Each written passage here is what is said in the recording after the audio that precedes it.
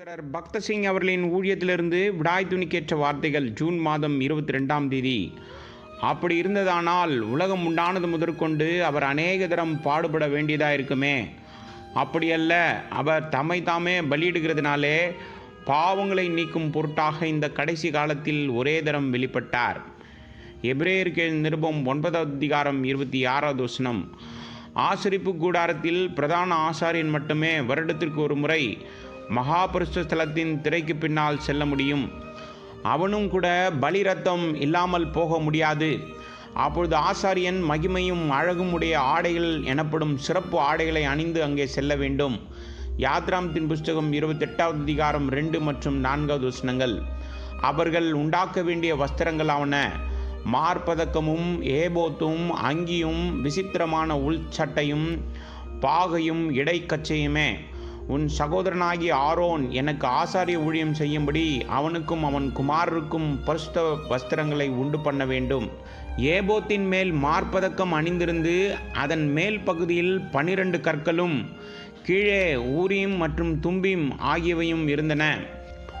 இந்த ஆடைகள் அனைத்தும் தெய்வீகத்தை பற்றி பேசுகின்றது. பிரதான ஆசாரியன் மகா பரிசுத்த ஸ்தலத்திற்குள் பிரவேசிப்பதற்கு முன் மகிமையும் அழகும் நிறைந்த இந்த ஆடைகளை கழற்றிவிட்டு அதற்கு பதிலாக வெண்மையான ஆடைகளை உடுத்தி கொள்ள வேண்டும்.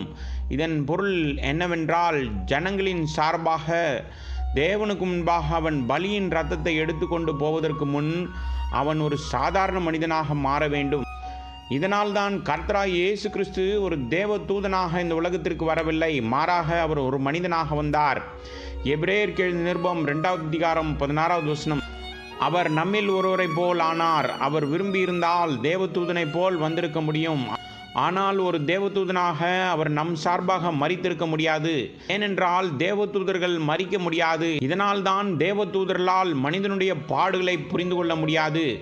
எனவே கர்த்தராகிய இயேசு கிறிஸ்து நம்முடைய இரக்கமும் உண்மையும் உள்ள பிரதான ஆசாரியராக இருக்க நம்மை போல் மாறினார். பிரதான ஆசாரியன் தன் சார்பாகவும் ஜனங்களின் சார்பாகவும் பலிகளின் இரத்தத்துடன் மகா பரிசுத்தமான இடத்திற்கு செல்ல வேண்டியிருந்தது. இது வருடத்திற்கு ஒரு முறை பாவ நிவாரண நாளில் மட்டுமே நடந்தது. பாவ நிவர்த்தியின் நாளில் ஜனங்கள் மிக தொலைதூர இடங்களில் இருந்து கூடுவார்கள். ஆனால் அவர்களால் ஆசரிப்பு கூடாரத்துக்குள் போக முடியவில்லை. அவர்கள் வெளியில் தங்க வேண்டியிருந்தது.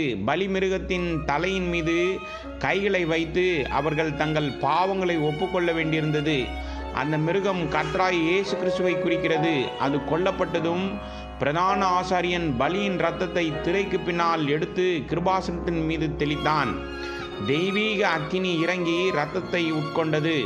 பரிசுத்தமான தேவன் ஜனங்களின் சார்பாக பலியை ஏற்றுக்கொண்டார் மற்றும் அவர்களின் பாவங்களை மன்னித்தார் என்பதை இது குறிக்கிறது. பின்பு பிரதான ஆசாரியன் மகா பரிசுத்த ஸ்தலத்திலிருந்து வெளியே வந்து ஜனங்களுக்காக திரைக்கு பின்னால் இரத்தம் செலுத்த சென்றதாகவும் வானத்திலிருந்து அக்கினி இறங்குவதை கண்டதாகவும் அறிவித்தான். தேவன் அவர்களுடைய பாவங்களை மன்னித்து விட்டார் என்றும் அறிவித்தான். அந்நாள் முழு தேசத்திற்கும் மகிழ்ச்சியான நாள். ஆனால் இந்த பலிகள் எதுவும் மனிதனை முழுமையாக்கவில்லை. ஏனென்றால் அவை ஒரு நிழல் மட்டுமே.